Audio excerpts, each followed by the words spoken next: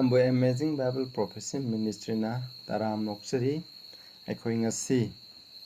phattaba misingi wayen amasung phattaba misingna phangadaba dandi executive judgment adugi maramda akhoi khara samlamna neinasi akhoina mamangda Christian singi ade Prabhuda thajakhraba misingi wayen adugi maramda akhoi neinakhre adugo Prabhuna akhoi gidamak purohit mako oina akhoi gidamak advocate oina sargada leptuna lairi habdugi maramda akhoi neinakhre akhoi ahanbada akhoi ishorda hajaminasi sargada leiba ipa isho yamna thagasari ipa ngasi akhoina phattaba mising Prabhu Jesu Christabu thajadaba mising asigi wayen karamba matamda sathagani haibasigi kanana makhoibu wayengani haibasigi maramda akhoi khara nainagadauri aduga phattaba mising asina kari dandi phangani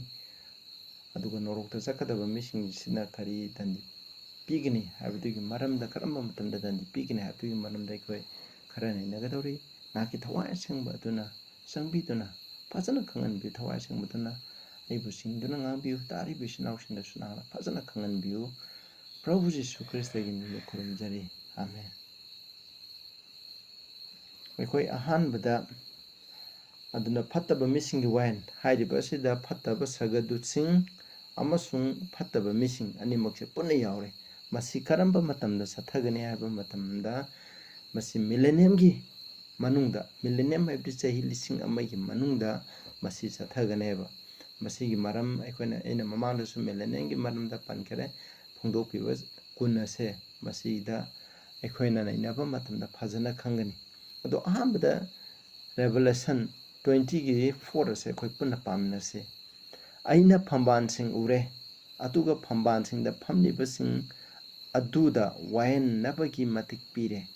hadi sargada phamban kyamrum thabu urame hairiba sing asida mi singna hadi kanano ishorgi sargada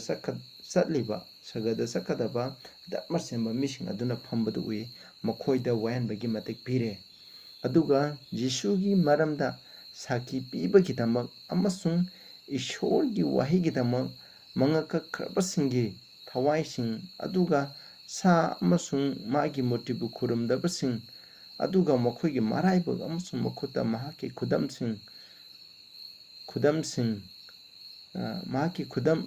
khudam phangdabasing aina ure makhoina hingatuna Kristaga loinana sahi lising ama paminare haina masida pale aduna millennium asi karamba matamda hugani Prabhu Jesu Krishna anishuba hek denglakpa matamda ahanba hingatpa matamda ahanba haidi Prabhu da thajaduna sikiba mising ahanba hingatpa matam asida millennium haidi chahi lising amagi matam ase pangineba hairiba matam asida phattaba misna kari dandi phangani haibagi wayan bado ishorgi dharma semba mising aduna chathaganeba saitan amasung magi dutsingna phangadaba dandi adu phattaba mising mana phangadaba dandi to makhoina tawba pawdugi matungina kari phangani habdo madu wayan bagi thabado makhoina chathaganeba akhoi hojik 1 Corinthians 6 ki 2-3 paminase asengba misna tayang panbu wayan gini haiba nakhoi khangdra nakhoina tayang panbu wayan ba tarabadi apikpa wathok atu wayan ba nakhoi matik chadabra aikhoina sargada singbu wayan gini haiba nakhoina khangdra adu oirabadi hinglingaida tholi bhiram sing adu adu aikhoina hena wayan bangampham thoktabra hai masina taibadi kainodi dharma senba mising hadi sargada chaliba mising aduna tayingpa malem prithibhe se wayan gini aduga phattaba sargadu sing adusu ishorgi dharma semba mising aduna wayan gani haibase hairiba teka sina mayek sengna takleba aduna Revelation 20 gi 4 da haikibdo masi kanana wayan bagi thapak thoni ishorgi misina wayan bagi thapak thoni karamba matamda sahi lising amagi manunggi matamda thawganeba aduga masi ekhoina gawumsiko ado hairiba matam masida kari tawgani haibdi makhoina masigi millenniumgi manungdu wayan ba sida aikhoina hangba masi kaigi damak chathari no haitadi phattaba misina norokta chalise karigino habise ꯑꯩꯈꯣꯏꯅ ꯈꯜꯂꯝꯕ ꯌꯥꯏ ꯀꯅꯥꯒꯨꯝꯕ ꯄꯥꯁꯇ ꯌꯥꯝꯅ ꯙꯔꯃ ꯆꯦꯟꯕ ꯑꯃ ꯁꯔꯒꯗ ꯂꯩꯔꯝꯗꯕ ꯃꯇꯝꯗ ꯃꯥ ꯀꯔꯤꯒꯤꯗꯃꯛ ꯁꯔꯒꯗ ꯂꯥꯛꯇꯕꯅꯣ ꯍꯥꯏꯕ ꯃꯇꯝꯗ ꯑꯩꯈꯣꯏꯅ ꯂꯥꯏꯔꯤꯛꯁꯤꯡ ꯑꯩꯈꯣꯏꯅ ꯑꯁꯤꯕꯒꯤ ꯂꯥꯏꯔꯤꯛꯁꯤꯡ ꯑꯩꯈꯣꯏꯅ ꯄꯥꯞꯀꯤ ꯔꯦꯀꯣꯔꯠꯁꯤꯡ ꯏꯕ ꯂꯥꯏꯔꯤꯛꯁꯤꯡ ꯑꯗꯨ ꯐꯥꯛꯇꯣꯛꯀꯅꯤ ꯃꯍꯥꯛꯀꯤ ꯃꯃꯤꯡ ꯌꯦꯡꯒꯅꯦꯕ ꯑꯗꯨꯗ ꯃꯥꯅ ꯍꯥꯟꯅ ꯑꯐꯕ ꯃꯌꯥꯝ ꯇꯧꯔꯝꯃꯁꯨ ꯃꯥꯅ ꯇꯧꯈꯤꯕ ꯄꯥꯞ ꯑꯗꯨ ꯌꯦꯡꯉꯒ ꯀꯅꯥꯁꯨ ꯆꯤꯡꯅꯗꯅꯤꯡꯉꯥꯏꯒꯤꯗꯃꯛ ꯇꯧꯕꯅꯦꯕ ꯑꯗꯨꯒ ꯐꯠꯇꯕ ꯃꯤ ꯈ꯭ꯔꯤꯁꯇꯥꯟꯁꯤꯡꯕꯨ ꯑꯣꯟꯅꯩꯕ ꯃꯤ ꯑꯃꯅ ꯁꯔꯒꯗ ꯆꯠꯂꯝꯃꯤ ꯍꯥꯏ ꯇꯥꯔꯗꯤ ꯀꯃꯥꯏꯅ ꯃꯥꯅ ꯁꯔꯒ ꯆꯠꯂꯤꯅꯣ ꯍꯥꯏꯕꯗꯨ ꯃꯥ ꯌꯦꯡꯉꯅꯤ ꯃꯥꯅ ꯍꯧꯈꯤꯕ ꯄꯨꯟꯁꯤꯗ ꯇꯧꯈꯤꯕ ꯈꯨꯗꯤꯡꯃꯛꯇꯣ ꯃꯥꯅ ꯄꯨꯛꯅꯤꯡ ꯍꯣꯡꯉꯒ ꯄ꯭ꯔꯚꯨꯗ ꯆꯪꯁꯤꯜꯂꯒ ꯇꯧꯏ ꯍꯥꯏꯕꯗꯣ ꯃꯁꯤꯅꯦꯕ ꯑꯗꯨꯒ ꯐꯠꯇꯕ ꯃꯤ ꯑꯃꯅ ꯗꯟꯗꯤ ꯀꯌꯥꯝ ꯐꯪꯒꯅꯤ ꯍꯥꯏꯗꯤ ꯁꯩꯇꯥꯟꯅ ꯗꯟꯗꯤ ꯀꯌꯥꯝ ꯐꯪꯒꯅꯤ ꯍꯥꯏꯕꯗꯣ ꯃꯥꯒꯤ ꯄꯥꯞꯀꯤ ꯃꯇꯨꯡ ꯏꯟꯅ ꯃꯈꯣꯏꯅ ꯏꯁꯣꯔꯒꯤ ꯄꯊꯥꯞ ꯑꯃ ꯂꯩꯒꯅꯤ ꯍꯥꯏꯔꯤꯕ ꯏꯁꯣꯔꯅ ꯄꯤꯕ ꯋꯥꯌꯦꯜ ꯄꯊꯥꯞ ꯑꯗꯨ ꯌꯦꯡꯂꯒ ꯃꯈꯣꯏꯅ ꯗꯟꯗꯤ ꯁꯨꯛꯄꯤꯕ ꯍꯥꯏꯕꯗꯣ ꯃꯈꯣꯏꯅ ꯂꯦꯞꯀꯅꯤ ꯍꯥꯏꯕ ꯃꯁꯤꯅꯤꯀꯣ ꯑꯗꯨ ꯍꯥꯏꯔꯤꯕꯁꯦ ꯃꯁꯤ ꯐꯠꯇꯕ ꯃꯤꯁꯤꯡꯒꯤ ꯃꯈꯣꯏꯅ ꯀꯔꯤ ꯗꯟꯗꯤ ꯐꯪꯒꯅꯤ ꯍꯥꯏꯕꯗꯣ ꯃꯗꯨꯅꯦꯕ ꯑꯗꯨꯒ ꯑꯩꯈꯣꯏꯅ ꯑꯃꯨꯛ ꯑꯗꯨꯒ ꯖꯁꯃꯦꯟ ꯑꯣꯐ ꯗꯦꯁꯇ꯭ꯔꯛꯁꯟ ꯍꯥꯏꯕꯗꯤ ꯃꯥꯡ ꯇꯥꯍꯟꯕꯒꯤ ꯋꯥꯌꯦꯜ ꯍꯥꯏꯗꯤ ꯑꯦꯖꯨꯀꯦꯇꯤꯞ ꯖꯁꯃꯦꯟ ꯑꯩꯈꯣꯏꯅ ꯀꯔꯤꯒꯨꯝꯕ ꯂꯩꯕꯥꯛ ꯑꯃꯗ ꯃꯤ ꯑꯃ ꯐꯥꯔꯁꯤ ꯇꯧꯔꯒ ꯍꯥꯠꯀꯅꯤ ꯍꯥꯏꯕꯁꯦ ꯃꯁꯤ ꯋꯥꯌꯦꯜ ꯄꯤꯈ꯭ꯔꯦ ꯑꯗꯨꯕꯨ ꯐꯥꯔꯁꯤ ꯇꯧꯔꯒ ꯍꯥꯠꯄꯗꯣ ꯃꯗꯨꯕꯨꯅꯦꯕ ꯑꯩꯈꯣꯏꯅ ꯑꯦꯖꯨꯀꯦꯇꯤꯞ ꯖꯁꯃꯦꯟ ꯍꯥꯏꯁꯦ ꯑꯗꯨꯅ ꯉꯁꯥꯏꯒꯤ ꯅꯣꯔꯣꯛꯇ ꯆꯠꯀꯗꯕ ꯃꯤ ꯐꯠꯇꯕ ꯃꯤꯁꯤꯡꯒꯤ ꯁꯔꯒꯗꯨ ꯈꯨꯗꯤꯡꯃꯛ ꯑꯗꯣ ꯃꯈꯣꯏꯗ ꯏꯁꯣꯔꯅ ꯄꯤꯈꯤꯕ ꯗꯟꯗꯤ ꯑꯗꯣ ꯃꯄꯨꯡ ꯐꯥꯅ ꯃꯥꯡ ꯇꯥꯍꯟꯗꯨꯅ ꯗꯟꯗꯤ ꯄꯤꯕꯗꯣ ꯃꯗꯨꯕꯨ ꯑꯩꯈꯣꯏ ꯈꯪꯅꯩꯑꯕ ꯃꯁꯤ ꯀꯔꯝꯕ ꯃꯇꯝꯗ ꯇꯧꯒꯅꯤ ꯃꯁꯤ ꯃꯤꯂꯦꯅꯤꯌꯝꯒꯤ ꯃꯇꯨꯡꯗ ꯆꯍꯤ 1000 ꯃꯇꯨꯡꯗ ꯃꯁꯤ ꯇꯧꯒꯅꯦꯕ ꯑꯩꯈꯣꯏ ꯌꯦꯡꯁꯤ 2 Peter 2ꯒꯤ ꯚꯔꯁ 4ꯒ 9ꯒꯗ ꯌꯦꯡꯃꯤꯟꯅꯁꯤ ꯃꯔꯝꯗꯤ ꯏꯁꯣꯔꯅ ꯄꯥꯞ ꯇꯧꯕ ꯁꯔꯒꯗꯨꯁꯤꯡꯕꯨ ꯀꯟꯕꯤꯗꯗꯨꯅ ꯃꯈꯣꯏꯕꯨ ꯇꯥꯔꯇꯥꯔꯣꯁꯇ ꯍꯥꯏꯗꯤ ꯃꯁꯤ ꯍꯤꯕ꯭ꯔꯨ ꯋꯥꯍꯩꯅꯤꯀꯣ ꯃꯁꯤ ꯑꯩꯈꯣꯏꯅ ꯏꯪꯂꯤꯁꯇꯅ ꯍꯦꯜ ꯍꯥꯏꯕꯅꯤ ꯃꯈꯣꯏꯁꯦ ꯅꯣꯔꯣꯛꯇ ꯂꯪꯊꯒꯅꯤ ꯍꯥꯏꯕꯅꯤ ꯏꯪꯂꯤꯁꯇꯅ cast them down to hell ꯅꯣꯔꯣꯛꯇ ꯂꯪꯊꯒꯅꯤ ꯑꯗꯨꯒ ꯋꯥꯌꯦꯜꯅꯕꯒꯤꯗꯃꯛ ꯃꯈꯣꯏꯕꯨ ꯑꯃꯝꯕꯒꯤ ꯌꯣꯠꯍꯤꯜ ꯂꯥꯡꯗ ꯊꯝꯂꯕꯗꯤ ꯏꯁꯣꯔ ꯅꯤꯡꯗꯕꯁꯤꯡꯕꯨ ꯑꯊꯦꯝꯕ ꯀꯌꯥꯗꯒꯤ ꯀꯔꯝꯅ ꯀꯟꯕꯤꯒꯗꯒꯦ ꯑꯃꯁꯨꯡ ꯙꯔꯃ ꯆꯦꯟꯗꯕꯁꯤꯡꯕꯨ ꯆꯩꯔꯥꯛꯄꯤꯅꯕ ꯋꯥꯌꯦꯜꯅꯕꯒꯤ ꯅꯨꯃꯤꯠ ꯐꯥꯎꯕ ꯀꯔꯝꯅ ꯈꯥꯛꯇꯨꯅ ꯊꯝꯒꯗꯒꯦ ꯍꯥꯏꯕ ꯏꯕꯨꯡꯉꯣꯅ ꯈꯪꯉꯤ ꯍꯥꯏꯕꯅꯤ ꯃꯁꯤꯅ ꯍꯥꯏꯕꯗꯤ ꯚꯔꯁ 9 ꯍꯥꯏꯕꯗꯤ ꯏꯁꯣꯔꯅ ꯙꯔꯃ ꯆꯦꯟꯕ ꯃꯤꯁꯤꯡꯕꯨ ꯑꯊꯦꯝꯕꯗꯒꯤ ꯀꯃꯥꯏꯅ ꯀꯟꯕꯤꯒꯅꯤ ꯍꯥꯏꯕꯗꯨ ꯈꯪꯉꯤ ꯑꯗꯨꯒ ꯐꯠꯇꯕ ꯙꯔꯃ ꯆꯦꯟꯗꯕ ꯃꯤꯁꯤꯡ ꯑꯗꯣ ꯗꯟꯗꯤ ꯄꯤꯅꯕꯒꯤ ꯋꯥꯌꯦꯜꯒꯤ ꯅꯨꯃꯤꯠ ꯑꯗꯣ ꯃꯗꯨꯒꯤꯗꯃꯛ ꯈꯥꯛꯇꯨꯅ ꯊꯝꯃꯤ ꯍꯥꯏꯕꯅꯦꯕ ꯑꯗꯨꯒ ꯃꯁꯤꯒꯤ ꯚꯔꯁ 4ꯗ ꯃꯔꯨꯑꯣꯏꯅ ꯐꯠꯇꯕ ꯁꯔꯒꯗꯨꯁꯤꯡ ꯑꯗꯣ ꯑꯃꯝꯕꯒꯤ ꯆꯦꯟꯅ ꯄꯨꯜꯂꯒ ꯃꯈꯣꯏ ꯋꯥꯌꯦꯜꯅꯕ ꯗꯟꯗꯤ ꯄꯤꯅꯉꯥꯏꯒꯤ ꯑꯗꯨꯕꯨ ꯊꯝꯃꯤ ꯍꯥꯏꯕꯁꯦ ꯃꯁꯤ ꯀꯔꯤꯅꯣ ꯀꯥꯟꯗ ꯃꯁꯤ ꯑꯩꯈꯣꯏꯅ ꯐꯣꯡꯗꯣꯛꯄꯤꯕ 10ꯗ ꯄꯜꯂꯤꯕꯁꯦ ꯆꯍꯤ 1000 ꯍꯥꯏꯕꯁꯦ ꯁꯩꯇꯥꯟꯁꯦ ꯃꯥꯂꯦꯝ ꯄ꯭ꯔꯤꯊꯤꯕꯤ ꯑꯁꯤꯗꯒꯤ ꯆꯠꯊꯣꯛꯍꯟꯗꯅ ꯃꯤ ꯈꯨꯗꯤꯡꯃꯛ ꯂꯣꯏꯅ ꯄ꯭ꯔꯚꯨꯅ ꯑꯅꯤꯁꯨꯕ ꯂꯥꯛꯄ ꯃꯇꯝꯗ ꯁꯤꯔꯒ ꯂꯣꯏ ꯁꯤꯈ꯭ꯔꯦ ꯎꯄꯥꯜ ꯋꯥꯄꯥꯜ ꯂꯣꯏ ꯁꯤꯈ꯭ꯔ ꯃꯇꯨꯡꯗ ꯄ꯭ꯔꯤꯊꯤꯕꯤꯁꯦ ꯃꯤ ꯇꯥꯕ ꯌꯥꯗꯅ ꯑꯩꯈꯣꯏꯅ ꯃꯔꯨꯚꯨꯃꯤꯒꯨꯝꯅ ꯂꯩꯕ ꯃꯐꯝ ꯑꯁꯤꯗ ꯃꯈꯣꯏ ꯍꯦꯟꯗꯣꯛꯇꯅ ꯊꯝꯒꯅꯦꯕ ꯍꯥꯏꯔꯤꯕ ꯑꯗꯨꯅꯦꯕ ꯑꯩꯈꯣꯏꯅ ꯌꯣꯜꯂꯤꯡꯒꯤ ꯃꯁꯤ ꯐꯤꯕꯝꯅ ꯑꯣꯏꯍꯟꯕꯅꯤ ꯁꯩꯇꯥꯟꯕꯨ ꯄꯨꯟꯕ ꯉꯝꯒꯗꯕ ꯌꯣꯜꯍꯤꯡ ꯂꯩꯇꯦ ꯑꯁꯨꯛꯀꯤ ꯃꯇꯤꯛ ꯁꯩꯇꯥꯟꯁꯦ ꯃꯄꯥꯡꯒꯜ ꯀꯟꯈ꯭ꯔꯕꯅꯤ ꯌꯣꯜꯍꯤꯡꯅ ꯄꯨꯟꯕ ꯉꯝꯒꯗꯕꯅꯤ ꯑꯗꯨꯕꯨ ꯐꯤꯕꯝꯒꯤ ꯌꯣꯜꯍꯤꯡꯅ ꯃꯈꯣꯏ ꯄꯨꯟꯒꯅꯤ ꯍꯥꯏꯕꯁꯦ ꯃꯁꯤꯗꯒꯤ ꯑꯩꯈꯣꯏꯅ ꯈꯪꯕ ꯉꯝꯃꯦꯕ ꯑꯗꯨꯅꯤ ꯃꯈꯣꯏꯁꯦ ꯗꯟꯗꯤ ꯄꯤꯅꯤꯡꯉꯥꯏꯒꯤꯗꯃꯛ ꯏꯁꯣꯔꯅ ꯊꯝꯃꯤ ꯍꯥꯏꯕꯅꯤ ꯃꯁꯤ ꯃꯤꯂꯦꯅꯤꯌꯝꯒꯤ ꯃꯇꯨꯡꯗ ꯑꯗꯨꯒ ꯖꯨꯠ 1:6ꯗꯁꯨ ꯍꯥꯏ ꯑꯗꯨꯒ ꯃꯈꯣꯏ ꯃꯁꯥꯒꯤ ꯑꯍꯥꯟꯕ ꯐꯝ ꯉꯥꯛꯇꯗꯨꯅ ꯍꯥꯏꯕꯗꯤ ꯏꯁꯣꯔꯅ ꯁꯩꯇꯥꯟ ꯑꯗꯨꯒ ꯁꯩꯇꯥꯟ ꯑꯣꯏꯅ ꯁꯦꯝꯕ ꯅꯠꯇꯦ ꯐꯠꯇꯕ ꯗꯨꯠꯁꯤꯡꯒꯤ ꯃꯈꯣꯏ ꯁꯦꯝꯕ ꯅꯠꯇꯦ ꯃꯈꯣꯏ ꯑꯐꯕ ꯂꯣꯏꯅ ꯁꯦꯝꯕꯅꯦꯕ ꯃꯈꯣꯏꯅ ꯐꯅ ꯑꯗꯨꯝ ꯏꯁꯣꯔꯕꯨ ꯁꯦꯕꯥ ꯇꯧꯅ ꯂꯩꯒꯗꯕꯗꯣ ꯃꯈꯣꯏꯅ ꯃꯗꯨꯒꯤ ꯃꯍꯨꯠꯇ ꯏꯁꯣꯔꯒꯤ ꯃꯔꯛꯇ ꯂꯩꯔꯒ ꯃꯈꯣꯏ ꯄꯥꯞ ꯇꯧꯕꯅꯦꯕ ꯑꯗꯨꯅꯤ ꯍꯥꯏꯔꯤꯕ ꯃꯈꯣꯏꯒꯤ ꯑꯍꯥꯟꯕꯒꯤ ꯙꯔꯃ ꯆꯦꯟꯕꯒꯤ ꯐꯤꯕꯝ ꯑꯗꯣ ꯉꯥꯛꯇꯗꯨꯅ ꯃꯈꯣꯏꯒꯤ ꯂꯩꯐꯝ ꯊꯥꯗꯣꯛꯈꯤꯕ ꯁꯔꯒꯗꯨꯁꯤꯡ ꯑꯗꯨ ꯃꯍꯥꯛꯅ ꯁꯥꯊꯤꯕ ꯅꯨꯃꯤꯠꯀꯤ ꯋꯥꯌꯦꯜꯅꯕꯒꯤꯗꯃꯛ ꯃꯈꯣꯏꯕꯨ ꯂꯣꯝꯕ ꯅꯥꯏꯗꯕ ꯌꯣꯜꯂꯤꯡ ꯐꯂꯥꯡꯅ ꯑꯃꯝꯕꯗ ꯄꯨꯟꯗꯨꯅ ꯊꯝꯈꯤ ꯍꯥꯏ ꯃꯁꯤ ꯆꯞ ꯃꯥꯟꯅꯩ ꯉꯁꯥꯏꯒꯤ ꯑꯩꯈꯣꯏꯅ ꯃꯃꯥꯡꯗ ꯑꯩꯈꯣꯏꯅ 2 Peterꯒꯤ 2:4-9ꯗ ꯄꯥꯈꯤꯕꯗꯨꯒ Revelation 20:4ꯗ ꯄꯥꯕꯗꯨꯒ ꯃꯁꯤ ꯆꯞ ꯃꯥꯟꯅꯩ ꯃꯗꯨꯅꯤꯀꯣ ꯑꯗꯨ ꯑꯩꯈꯣꯏ ꯑꯃꯨꯛ ꯌꯦꯡꯃꯤꯟꯅꯁꯤ ꯀꯃꯥꯏꯅ ꯃꯈꯣꯏꯁꯦ ꯀꯔꯝꯕ ꯃꯇꯝꯗ ꯗꯟꯗꯤ ꯄꯤꯒꯅꯤ ꯍꯥꯏꯕꯁꯦ ꯁꯤꯒꯤ ꯆꯍꯤ 1000 ꯂꯣꯏꯔꯕ ꯃꯇꯨꯡꯗ ꯑꯩꯈꯣই ꯄꯥꯃꯤꯟꯅꯁꯤ ꯃꯅꯤꯄꯨꯔ ꯐꯣꯡꯗꯣꯛꯄꯤꯕ 10:9 ꯆꯍꯤ 1000 ꯂꯣꯏꯔꯒ ꯁꯩꯇꯥꯟꯕꯨ ꯃꯍꯥꯛꯀꯤ ꯀꯩꯁꯨꯝ ꯁꯪꯗꯒꯤ ꯊꯥꯗꯣꯛꯀꯅꯤ ꯍꯥꯏꯕꯗꯤ ꯃꯥꯂꯦꯝꯁꯤꯗꯩꯅꯤꯀꯣ ꯃꯥꯂꯦꯝꯁꯤꯗꯩ ꯊꯥꯗꯣꯛꯀꯅꯤ aduga mahangna malemgi chithek madida leiba jati sing habdi gok amsung magok minamna ba sathokani mahangna makhoi bu lan gi dama khomjingeni makhoi gi masingdi samudri gi lengwe mu yangne ba adun masida hari se keno sahi lising amagi matungda masi ekhoina phattaba mising Prabhu Jisu Krista gi mangana sakrabo ju hana sikraba phattaba mising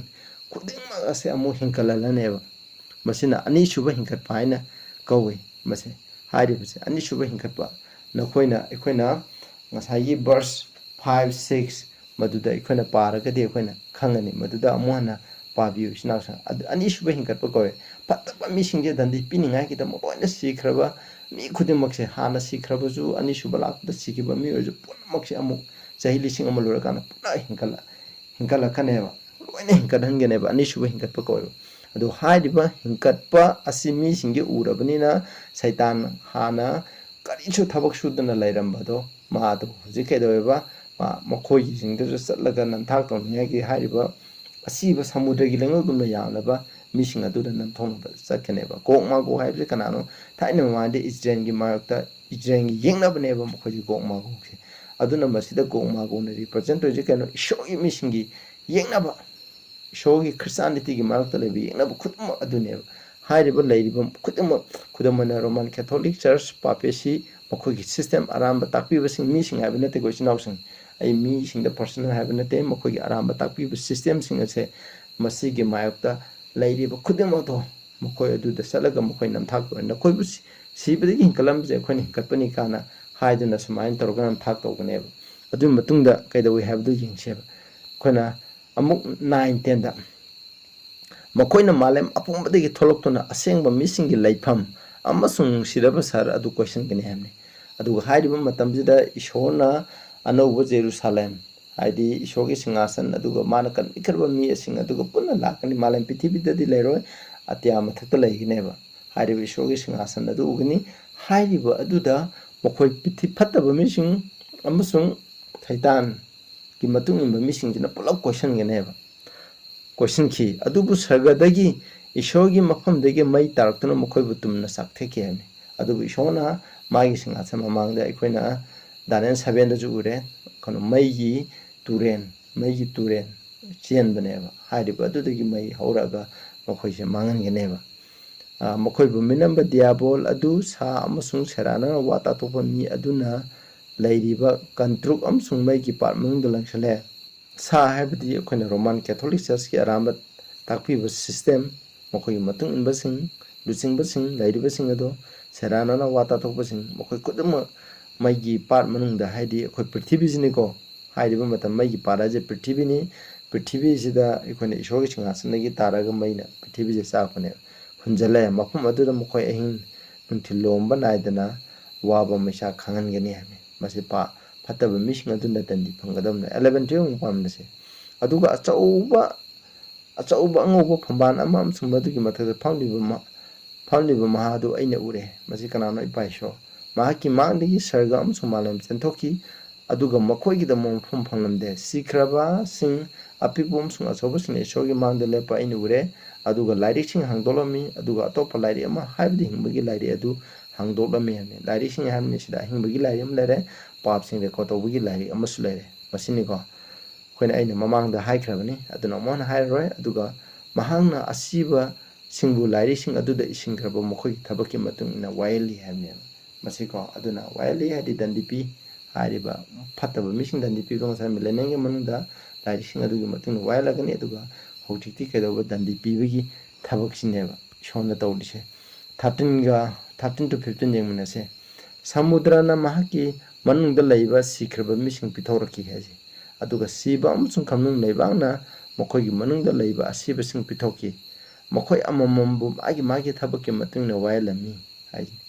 siba amsung kamnung leiba pumai gi par manungda hunthare masi ani shuba sibani habi kona ani shuba ingkapalai aduna ani shuba siba sulai aduna phattaba mising kona hana sikraba mising loina hinkalani aduga makhoi dandi pirani akhona prithvi sini norok mafam mai si tonga mafam na panate prithvi je mai natumna sangani maduta saitan magi matung mising adu pigine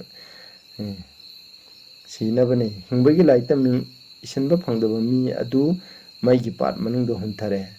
si masini maigi part manungda kana koina ahingbagi larik sargada chakdaba chaloidaba mising sargada chatpa phangdaba mising do maigi part manung asida huminare adubu koina migi dandi asida migi mana pap tawigi matuna mana thuna siba tamna siba habdudi adumaina aikoina lepkaneba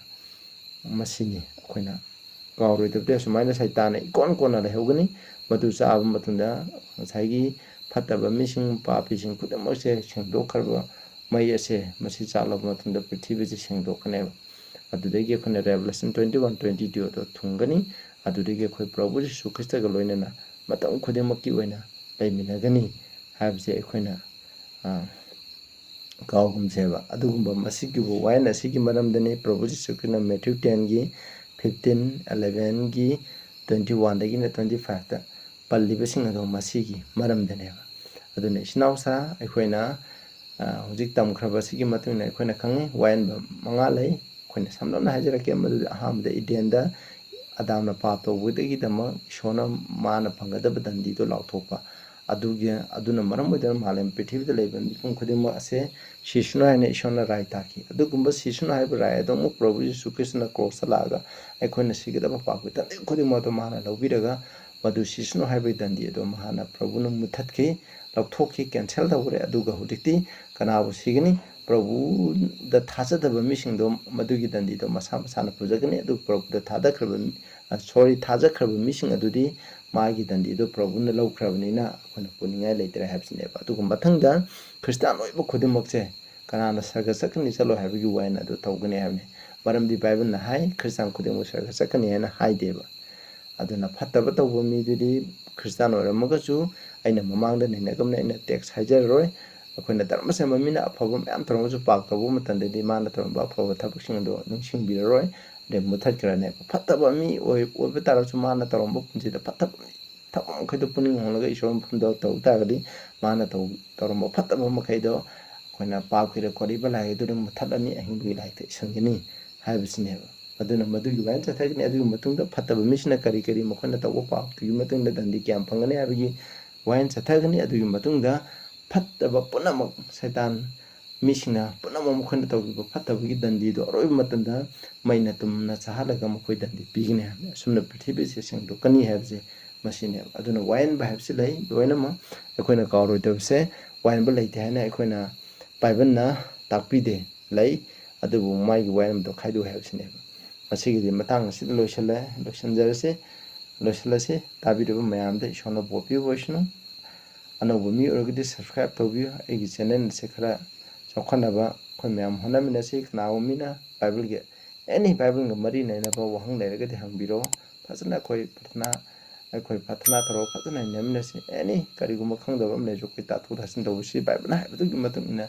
khoi sasi mina habdu mina haiba gi matungina satkhumji haina mayamda haijari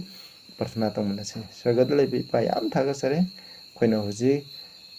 wain manga ki maramda naina khara basing ase akoina kawan bigunu paisho koina wain bada koi thajaba mising wain gane habde koina kaisu kuninga leite maramdi Prabhu na khoi dama hoji wanom biba khoi gi high priest wena le piri habse akoina kawan bigunu paisho masigi dam thaga sare